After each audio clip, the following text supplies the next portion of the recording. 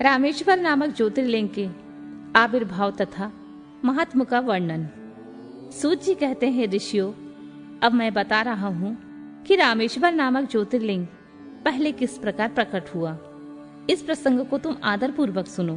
भगवान विष्णु के रामावतार में जब रावण सीता जी को हरकर लंका में ले गया, तब सुग्रीव के साथ 18 पद बानर सेना लेकर श्री राम समुद्र तट पर आए। वहां वे विचार करने लगे कि कैसे हम समुद्र को पार करेंगे और किस प्रकार रावण को जीतेंगे। इतने में ही श्री राम को प्यास लगी। उन्होंने जल मांगा और वानर मीठा जल ले आए। श्री राम ने प्रसन्न होकर वह जल ले लिया। तब तक उन्हें स्मरण हो आया कि मैंने अपने स्वामी भगवान शंकर का दर्शन तो किया ही नहीं, फिर यह जल कैसे ग्रहण कर सकता हूँ। ऐसा कहकर उन्होंने उस जल को नहीं पिया। जल रख देने के पश्चात रघुनंदन ने पार्थिव पूजन किया। आवाहन आदि 16 उपचारों को प्रस्तुत करके विधि पूर्वक बड़े प्रेम से शंकर जी की अर्चना की। प्रणाम तथा दिव्य स्त्रोतों द्वारा यत्न पूर्वक शंकर जी को संतुष्ट करके श्री राम ने भक्ति भाव से उनकी प्रार्थना की। श्री राम बोले, उत्तम व्रत का पालन करने वाले मेरे स्वामी देव महेश्वर, आपको मेरी सहायता करनी चाहिए। आपके सहयोग के बिना मेरे कार्य की सिद्धि अत्यंत कठिन है। रावण भी आपका ही भक्त है, वह सबके लिए सर्वथा दुर्जय है, परंतु आपके दिए हुए वरदान से वह सदा दर्प में भरा रहता है। वह त्रिभुवन विजय महावीर है। इधर मैं आपका दास हूँ, सर्वथा आपके अधीन रहने वाला हूँ। सदाशिव यह विचार करके आपको मेरे प्रति पक्षपात करना चाहिए। सूत जी कहते हैं, इस प्रकार प्रार्थना और बारंबार नमस्कार करके उन्होंने उच्च स्वर से जय शंकर, जय शिव इत्यादि का उद्घोष करते हुए शिव का स्तवन किया। फिर उनके मंत्र के जप और ध्यान में तत्पर हो गए। तत्पश्चात पुनः पूजन करके वे स्वामी के आगे नाचने लगे। उस समय उनका हृदय प्रेम से द्रवित हो रहा था। फिर उन्होंने शिव के संतोष के लिए गाल बजाकर अव्यक्त शब्द किया। उस समय भगवान शंकर उन पर बहुत प्रसन्न हुए। वे ज्योतिर्मय महेश्वर वामांग भूता पार्वती तथा पार्षद गणों के साथ शास्त्रोक्त निर्मल रूप से धारण करके वहां तत्काल प्रकट हो गए। श्री राम की भक्ति से संतुष्ट चित्त होकर भगवान शिव महेश्वर ने उनसे कहा, श्री राम, तुम्हारा कल्याण हो, वर मांगो। उस समय उनका रूप देखकर वहां उपस्थित सब लोग पवित्र हो गए। शिव धर्म परायण श्री राम जी ने स्वयं उनका पूजन किया। फिर भांति भांति की स्तुति और प्रणाम करके उन्होंने भगवान शिव से लंका में रावण के साथ होने वाले युद्ध में अपने लिए विजय की प्रार्थना की। तब राम भक्ति से प्रसन्न हुए महेश्वर ने कहा, महाराज, तुम्हारी जय हो। भगवान शिव के दिए हुए विजय सूचक वर एवं युद्ध की आज्ञा को पाकर श्री राम ने नतमस्तक होकर हाथ जोड़कर उनसे पुनः प्रार्थना की। श्री राम बोले, मेरे स्वामी शंकर, यदि आप संतुष्ट हैं तो जगत के लोगों को पवित्र करने तथा दूसरों की भलाई करने के लिए सदा यहाँ निवास करें। सूत जी कहते हैं, श्री राम के ऐसा कहने पर भगवान शिव वहां ज्योतिर्लिंग के रूप में स्थित हो गए। तीनों लोकों में रामेश्वर नाम के नाम से उनकी प्रसिद्धि हुई। उनके प्रभाव से अपार समुद्र को अनायास पार करके श्री राम ने रावण आदि राक्षसों का शीघ्र ही संहार किया और अपनी प्रिय सीता को प्राप्त कर लिया। तब से इस भूतल पर रामेश्वर की अद्भुत महिमा का प्रसार हुआ। भगवान रामेश्वर सदा भोग और मोक्ष देने वाले तथा भक्तों की इच्छा पूर्ण करने वाले हैं। जो दिव्य गंगा जल से रामेश्वर शिव को भक्ति पूर्वक स्नान कराता है, वह जीवान मुक्त ही है। इस संसार में देव दुर्लभ समस्त भोगों का उपभोग करके अंत में उत्तम ज्ञान पाकर वह निश्चय ही केवल्य मोक्ष को प्राप्त कर लेता है।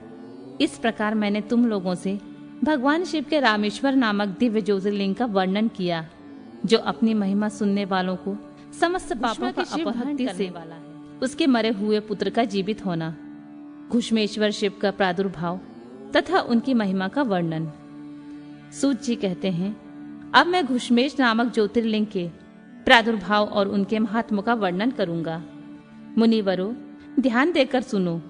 दक्षिण दिशा में एक श्रेष्ठ पर्वत है जिसका नाम देवगिरी है। यह देखने में अद्भुत तथा नित्य परम शोभा से संपन्न है। उसी के निकट कोई भरद्वाज कुल में उत्पन्न सुधर्मा नामक ब्रह्म बेटा ब्राह्मण रहते थे। उनके प्रिय पत्नी का नाम सुदेहा था।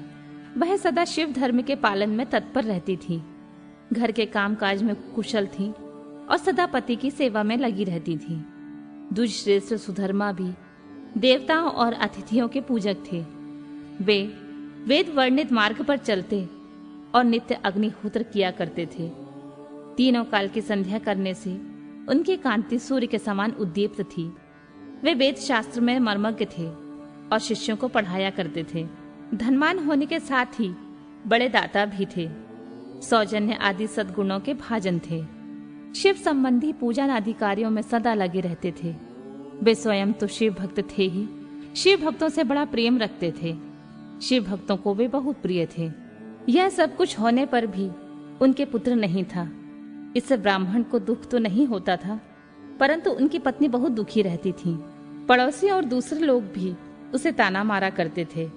वह पति से बार बार पुत्र के लिए प्रार्थना करती थी। उनके पति ज्ञानोपदेश देकर उसे समझाते थे, परंतु उनका मन नहीं मानता था। अंततोगत्वा ब्राह्मण ने सब कुछ उपाय भी किया, परंतु वह सफल नहीं हुआ। तब ब्राह्मणी ने अत्यंत दुखी हो बहुत हट करके अपनी बहन घुष्मा से पति का दूसरा विवाह करा दिया। विवाह से पहले सुधर्मा ने उसको समझाया था कि इस समय तो तुम्हारी बहन से प्यार कर रही हो, परंतु जब इसका पुत्र हो जाएगा तब इससे स्पर्धा करने लगोगी। उसने वचन दिया कि मैं बहन से कभी डाह नहीं करूंगी। विवाह हो जाने पर घुष्मा दासी की भांति बड़ी बहन की सेवा करने लगी। सुदेहा भी उसे बहुत प्यार करती थी। घुष्मा अपनी शिव भक्त बहन का आज्ञा से नित्य हो 101 पार्थिव शिवलिंग बनाकर विधि पूर्वक उसकी पूजा करने लगी। पूजा करके वह निकटवर्ती तालाब में उनका विसर्जन कर देती थी। शंकर जी की कृपा से उसके एक सुंदर सौभाग्यवान और सद्गुण संपन्न पुत्र हुआ। घुष्मा का कुछ मान बढ़ा, इससे सुदेहा के मन में डाह पैदा हो गई। समय पर उसके पुत्र का विवाह हुआ। पुत्र वधू घर में आ गई। अब तो वह और भी जलने लगी।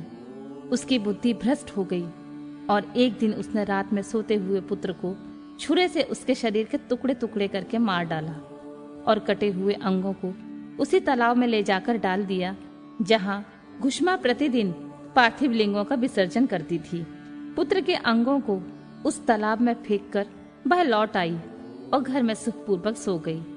घुष्मा सवेरे उठकर प्रतिदिन का पूजन आदि कर्म करने लगी। श्रेष्ठ ब्राह्मण सुधर्मा स्वयं भी नित्य कर्म में लग गए।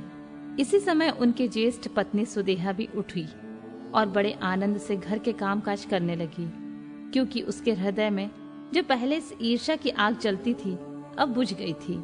प्रातःकाल जब बहू ने उठकर पति की शैया को देखा तो वह खून से भीगी हुई दिखाई दी और उस पर शरीर के कुछ टुकड़े दृष्टिगोचर हुए। इससे उसको बड़ा दुख हुआ। उसने सास घुष्मा के पास जाकर निवेदन किया, उत्तम व्रत का पालन करने वाली आर्य, आपके पुत्र कहाँ हैं? उनकी शैया रक्त से भीगी हुई है और उनके कुछ शरीर के टुकड़े दिखाई देते हैं। हाय, मैं मारी गई, किसने यह दुष्ट कर्म किया है? ऐसा कहकर वह बेटे की प्रिय पत्नी भांति भांति से करुण विलाप करती हुई रोने लगी। सुधर्मा की बड़ी पत्नी सुदेहा भी उस समय हाय मैं मारी गई ऐसा कहकर दुख में डूब गई। उसने ऊपर से तो दुख किया, किंतु मन ही मन हर्ष से भरी हुई थी। घुष्मा भी उस समय उस बधू के दुख को सुनकर अपने नित्य पार्थिव पूजन के व्रत से विचलित नहीं हुई। उसका मन में बेटे को देखने के लिए तनिक भी उत्सुक नहीं हुआ। उसके पति की भी ऐसी ही अवस्था थी। जब तक नित्य नियम पूरा नहीं हुआ तब तक उन्हें दूसरी किसी बात की चिंता नहीं हुई। दोपहर का पूजन समाप्त होने पर घुष्मा ने अपने पुत्र की भयंकर शैया पर दृष्टिपात किया, तथापि उसने मन में किंचित मात्र भी दुख नहीं माना। वह सोचने लगी, जिन्होंने यह बेटा दिया था वे ही इसकी रक्षा करेंगे। वे भक्त प्रिय कहलाते हैं, काल के काल हैं और सत्पुरुषों के आश्रय हैं। एकमात्र वे प्रभु सर्वेश्वर शंभु ही हमारे रक्षक हैं।